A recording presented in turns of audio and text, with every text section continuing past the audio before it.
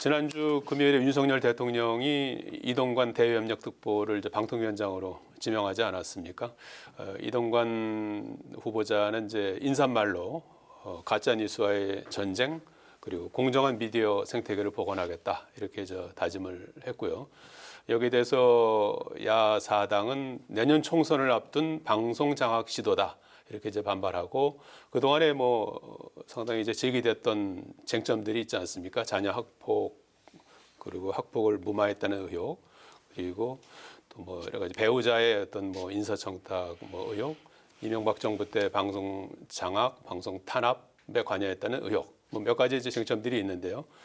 어떻게 보셨습니까, 원장님은? 지명을 처리해야 된다고 보십니까? 저는 이동관 지명자하고 아주 가깝습니다. 아, 그렇습니까? 동아일보 정치부 기자 때부터 수십 년 가깝지만은 지금 본인이 하신 말씀, 가짜뉴스, 공정한 방송, 영국의 BBC나 일본의 NHK 같은 그런 방송을 위해서 이동관 지명자 스스로 사퇴를 해야 된다. 예. 이렇게 말씀드리고 그렇게 후배 기자들 85%가 반대하는 국민들이 이동관 방통위원장의 임명을 그렇게 반대하는데 윤석열 대통령은 이건 오기 인사고 청개구리 인사를 해서 앞으로 굉장한 저항의 시대가 온다. 저는 그렇게 봅니다.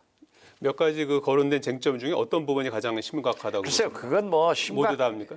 여부를 떠나서 그가 이명박 정부 때 한 방송 탄압 그 자체나 학폭, 부인 문제 여러 가지 문제가 있는데 따질 필요 없어요.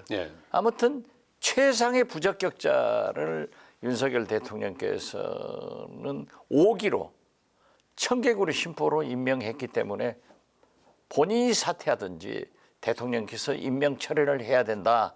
저는 그렇게 말씀드리고 지금 방금 말씀하셨지만은 민주당에서 청문회를 보이콧한다?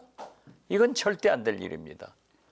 야당은 가장 강력한 투쟁 장소가 국회입니다.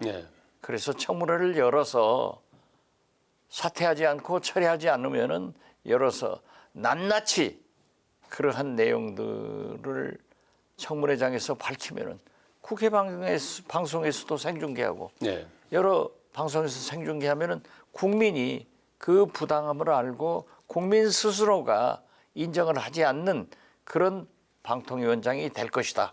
그래서 꼭 청문회 해라.